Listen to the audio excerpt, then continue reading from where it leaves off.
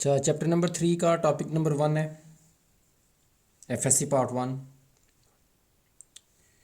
Chapter का नाम है मैट्रिक्स एंड डिटर्मिनेंट्स।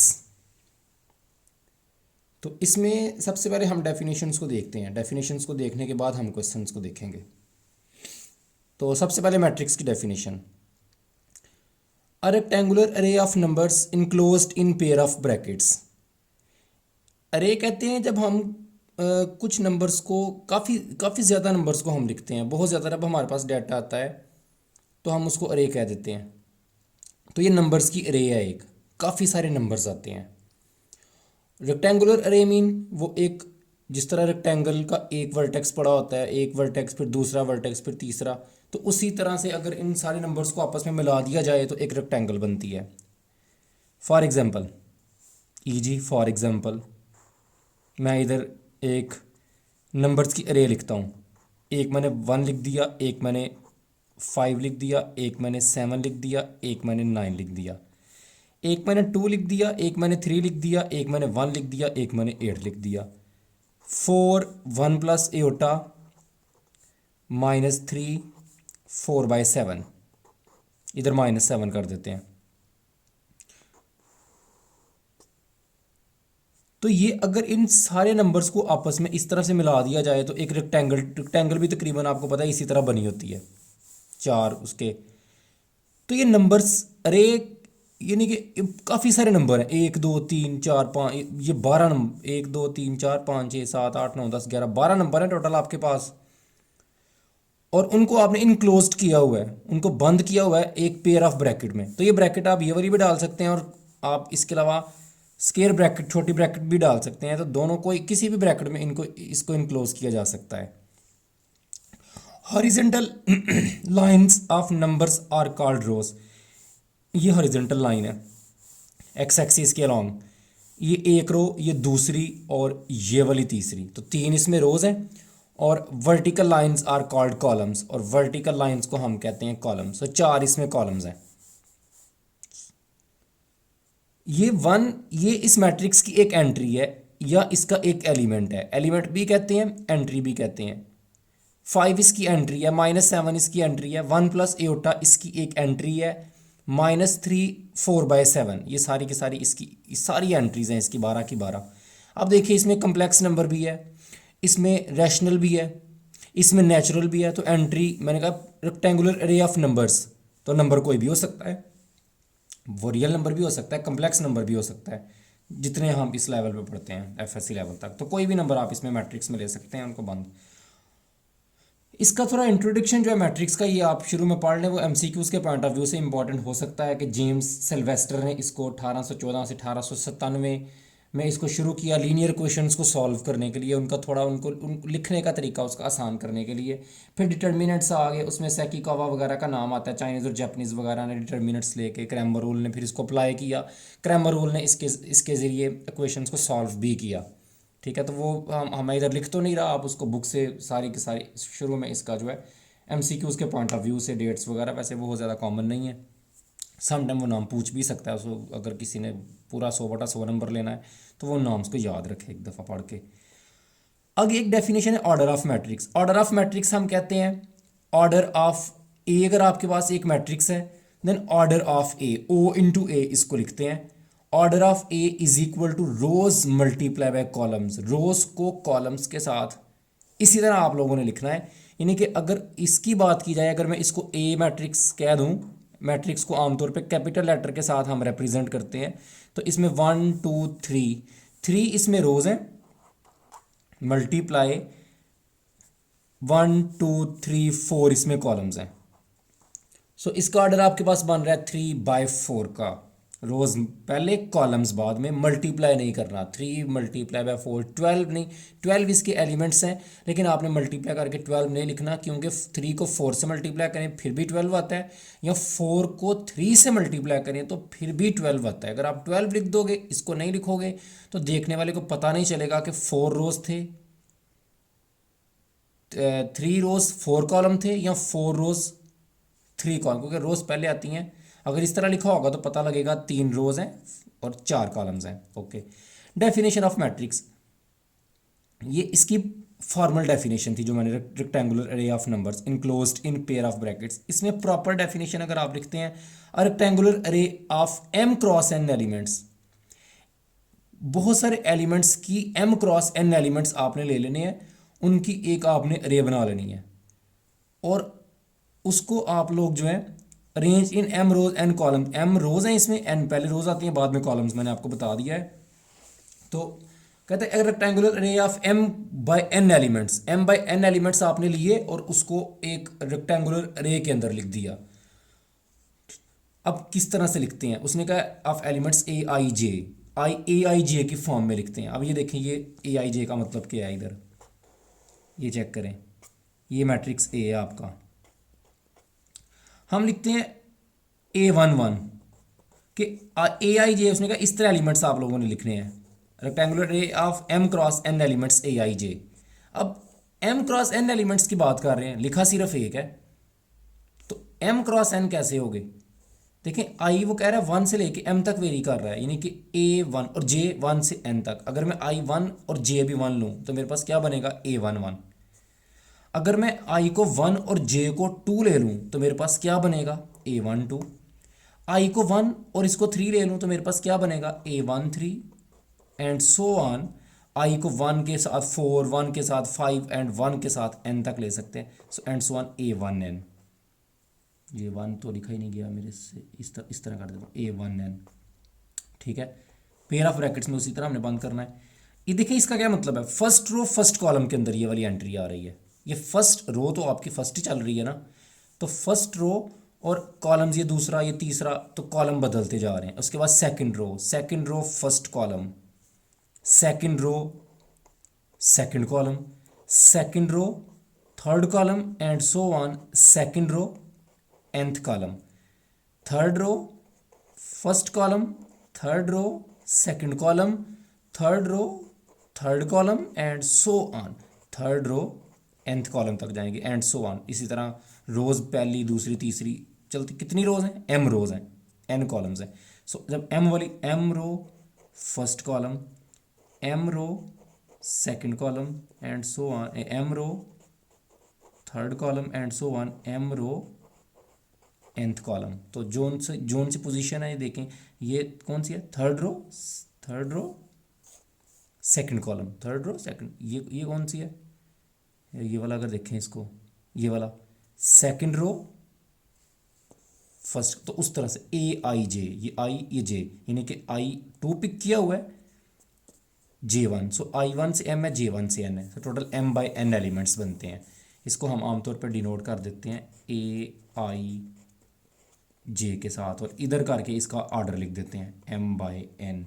तो ये एक जब हमने मैट्रिक्स इसको लिख के देना हो तो ये इसका बेटर वे है, m by n is called order of the matrix, ये मैट्रिक्स का ऑर्डर लिखा होता है इधर। सो ये डेफिनेशन होगी मैट्रिक्स को लिखने की, एक नोटेशन है हमारे पास ये बेटर। ये तो सिर्फ आपने अपनी मर्ज़ी से कुछ एलिमेंट्स लिखे, लेकिन जब आपने एलिमेंट्स उसको लिख के दिखाने हैं, first row first column, first row second column, first row third column and so on, तो फिर आपको ये वाला तरीका जो है वो लिखना चाहिए। इससे आप किसी भी ऑर्डर का मैट्रिक्स, जो हम एक दो क्वेश्चन ऐसा है भी है जिसमें वो कहता है कि भाई ये एक 4 ऑर्डर का मैट्रिक्स है, 4/3 ऑर्डर का, तो उसमें फिर हम यही करते हैं, first row first column, first row second column, first row third column, first row third column, 3 ही कॉलम है, फिर second row first column, second फिर इस तरह थर्ड रो, फिर फोर्थ रो, तो 4/3 का मैट्रिक्स हम इस तरह से लिख लेते हैं अपनी मर्ज़ी से, उधर नंबर्स के साथ मैट्रिक्स को। अब जब क्वेश्चन करेंगे तब इसको देखेंगे हम उस जगह पे भी। ओके, इसके बाद कुछ डेफिनेशंस मज़ीद हैं, उसमें नंबर 1 है row matrix, matrix having only one row, जिसमें सिर्फ एक रो आए उसको हम रो मैट्रिक्स कहते हैं। For example A11 first row first column, first row second column and so on, जिधर तक मर्जी जाए, first row for example n। So ये आपके पास एक मैट्रिक्स A जो है, ये इसकी एक एग्जांपल है, ये रो मैट्रिक्स है, इसमें सिर्फ एक रो है, ये वाली हॉरिजेंटल। कॉलम्स कितने हैं 1, ये सारे n कॉलम्स हैं, ठीक है। तो इसका ऑर्डर 1/n है, ठीक है, 1/n इस column matrix. A matrix having only one column is called column matrix जिसमें सिर्फ एक कॉलम आए। फॉर एग्जांपल इस तरह से, इसके लिए जगह थोड़ी है, A11 first row first column, second row column first ही, एंड सो ऑन। तो ये एम रो, चलो इसको मैं बाद में किसी जगह पे आपको लिख दूंगा, इधर जगह थोड़ी है इसकी। मैं एग्जांपल जो है, चलो देखते हैं इसको। ये इस तरह से आएगा ये सिर्फ, ठीक है। Rectangular matrix, a matrix in which number of rows not equal to number of columns is called column matrix। ऐसा मैट्रिक्स जिसमें number of rows number of columns के इक्वल नहीं होते। फॉर एग्जांपल 1 2 3 4 7 9, ये इसकी एग्जांपल है। कितनी रोज हैं? 1 2, 2 रोज, कॉलम्स कितने हैं? 1 2 3, 3 कॉलम्स हैं इसके अंदर।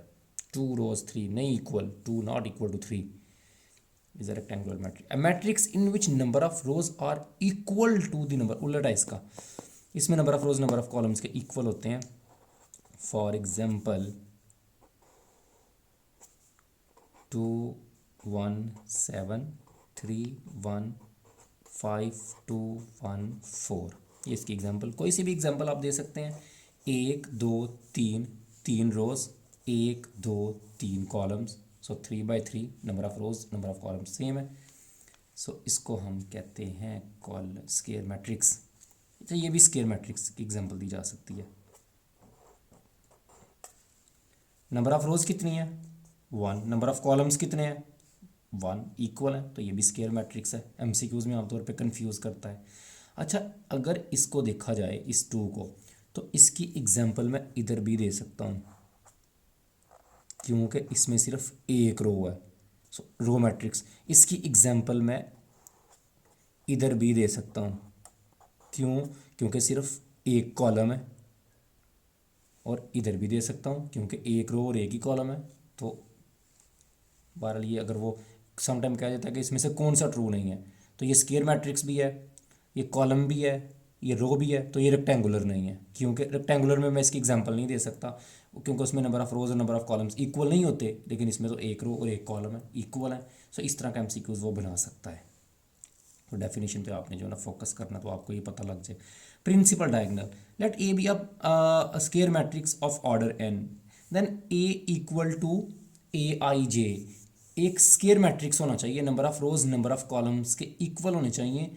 Then of the form square matrix of order n A then of the form A I j with I equal to J are form principal diagonal.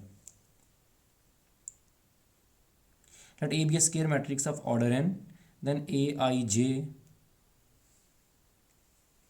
इसको मैं काट देता हूँ, मैंने कुछ इसमें मिस कर दिया। एलिमेंट, एलिमेंट इधर लफज लिखना चाहिए था मुझे, ये लफज पूरा क्यों नहीं बन रहा। Then elements of the form Aij type के elements with I equal to J are form principal diagonal. वो प्रिंसिपल देखें क्या इसका मतलब है। आपने लिखा A11, पहली रो पहला कॉलम, तो देखें आई इक्वल है जे के, आई भी 1 है जे भी 1 है, तो ये प्रिंसिपल डायगोनल का एलिमेंट होगा। A12 ये नहीं होगा क्योंकि आई 1 है और जे इसमें 2 है। 1 3 भी नहीं होगा, एंड सो ऑन 1n भी नहीं होगा। उसके बाद 2 1 भी नहीं होगा क्योंकि आई 2 है जे 1 है। A22, तो आई भी 2 है जे भी 2 है, आई इक्वल है जे के। सो वो वाली एंट्रीज ए आई जे, सारे ए आई जे हैं, लेकिन विद आई इक्वल टू जे, वो वाली एंट्रीज लेनी है जिसमें आई और जे सेम सेम है। तो ये इसको इससे इसमें मिला देता हूँ, A23 and so one A2n, फिर A31, तीसरी रो शुरू हो गई है। अब पहला कॉलम, तीसरी रो दूसरा कॉलम, तीसरी रो तीसरा कॉलम, तो इसको ये भी आई भी 3 जे भी 3 and so on a 3 n and so इस तरह चलता जाएगा। ए nth रो शुरू होगी, पहला कॉलम, क्योंकि n रोज है ना, n कॉलम्स हैं, n2 n3 and so on ये n आई भी n, क्योंकि n बाय n का है। तो ये जो एरो मैंने शो किया है, ये मेरा जो है ये प्रिंसिपल डायगनल को शो करता है। बहुत ज़्यादा इम्पोर्टेंट, अगली सारी की सारी डेफिनेशंस में वो इस पे बेस करेंगी। ठीक है, तो ये ए आई जे का देखना, ये आई है, ये जे है, I1 J2। तो इस तरह का मैट्रिक्स आप लोगों को लिखना आना चाहिए। जब आपको ये मैट्रिक्स लिखना आ जाएगा तो सारी अगली डेफिनेशन बड़ी एक लाइन में हमारी कवर हो जाएंगी। तो इसको देखते हैं, डायगोनल मैट्रिक्स। हम कहते हैं एक ए आई जे उसी टाइप का एक मैट्रिक्स, उसको हम कहते हैं कि वो आपके पास होगा diagonal if a I J equal to zero for all इसको हम पढ़ते हैं उल्टा भी। ठीक है, फॉर ऑल, सारे के सारे, and a I j not equal to zero at least one. ठीक है, ये क्वांटिफायर्स हैं, चैप्टर नंबर 2 में हमने पढ़े थे।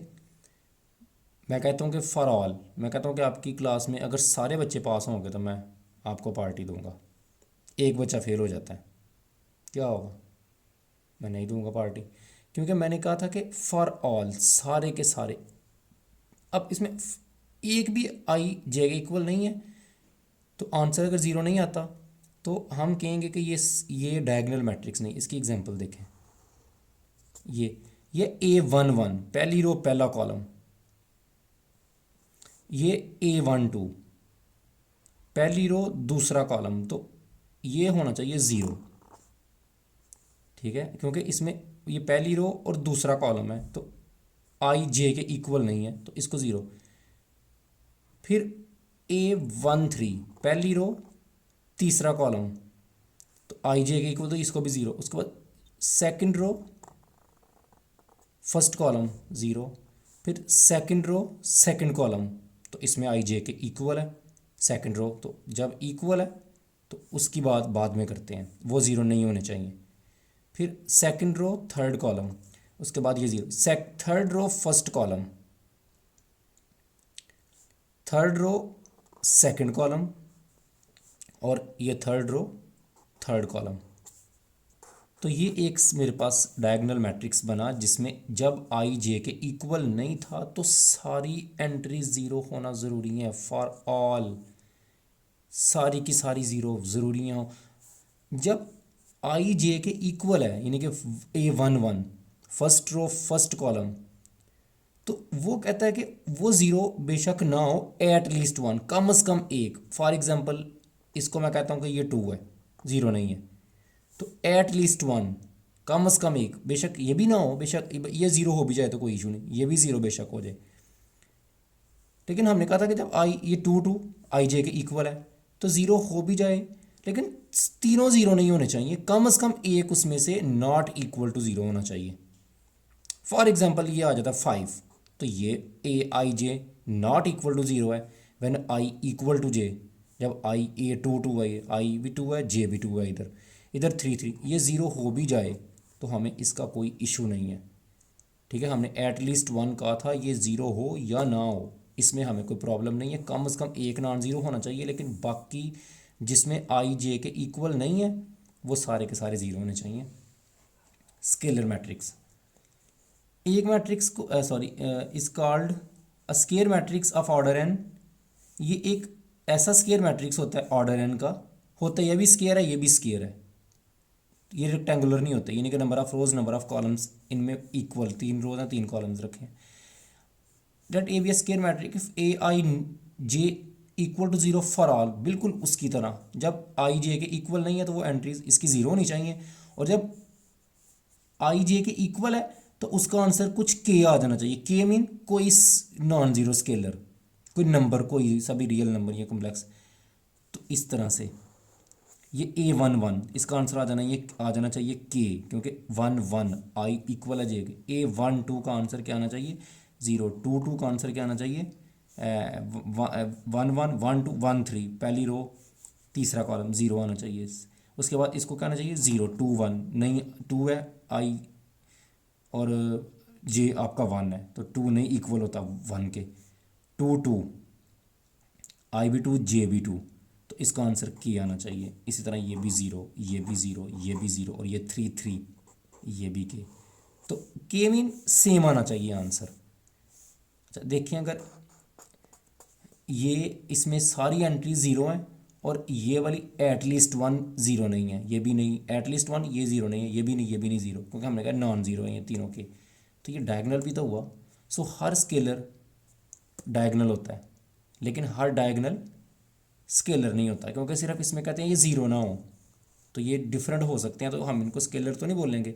स्केलर में क्या होता है, सारी एंट्री सेम, यानी कि 5 0 0 0 5 0 0 0 5, ये इस तरह की एग्जांपल इसमें दी जा सकती हैं कि सेम होने चाहिए तीनों।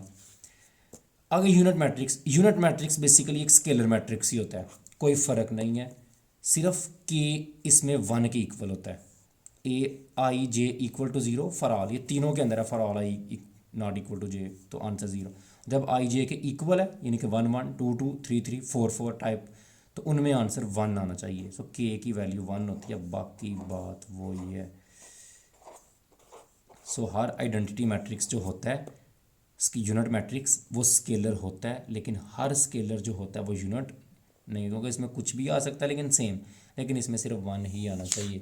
सो इसमें ये हम एग्जांपल दे सकते हैं 0 1 0 0 0 1 0 0 0 1, ये ऑर्डर 3 का है। और अगर मैं ये लिखूँ 0 1 0 0 1, तो ये ऑर्डर 2 का है। और अगर मैं ये लिखूँ 1 0 0 0 0 1 0 0 0 0 1 0 0 0 0 1, ठीक है। देखिए ये 1 1 2 2 3 3 4, चौथी रो चौथा कॉलम तीसरी रो, तो ये 1 है, बाकी सारे 0 होने चाहिए, ठीक है। सिर्फ डायगनल जो मेन डायगनल है, सिर्फ वो इनमें 0 नहीं होता। मेन डायगनल जिसे प्रिंसिपल डायगनल भी कहते हैं और हम लीडिंग डायगनल भी कहते हैं, ठीक है। उसके अलावा बाकी सारी एंट्रीज जो हैं वो 0 के इक्वल होती हैं। ये भी डायगनल बनता है ये वाला, लेकिन इसको हम कहते हैं सेकेंडरी डायगनल, तो इसकी कोई इतनी इंपॉर्टेंस नहीं है सेकेंडरी डायगनल की, जो उसके उलट सीमत में बनता है।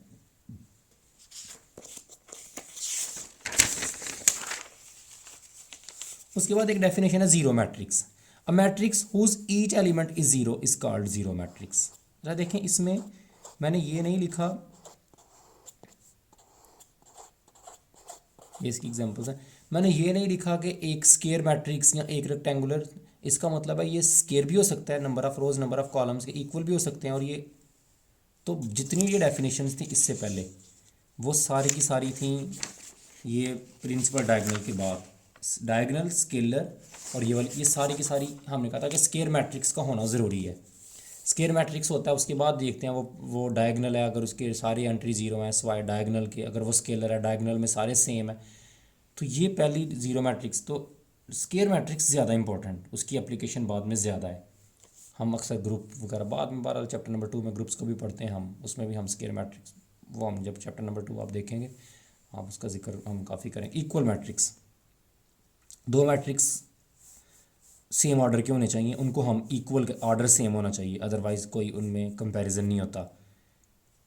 तो हम उनको इक्वल कहते हैं अगर उनके कॉरस्पॉन्डिंग एंट्रीज इक्वल हों, यानी कि ये 1 5 7 4, ये मैट्रिक्स ए जो है ये बी के इक्वल होगा अगर इधर लेट्स से 2 - 1 6 + 1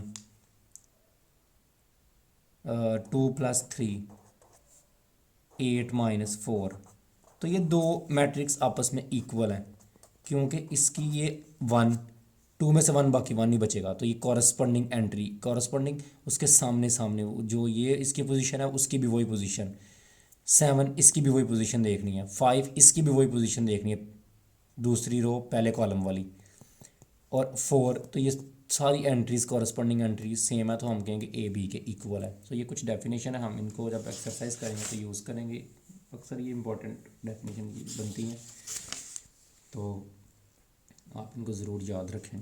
MCQs वगैरह में भी वो पूछ सकता है, या डेफिनेशन का जो क्वेश्चन है उसमें भी अक्सर वो एक दो डेफिनेशन पूछ लेता है।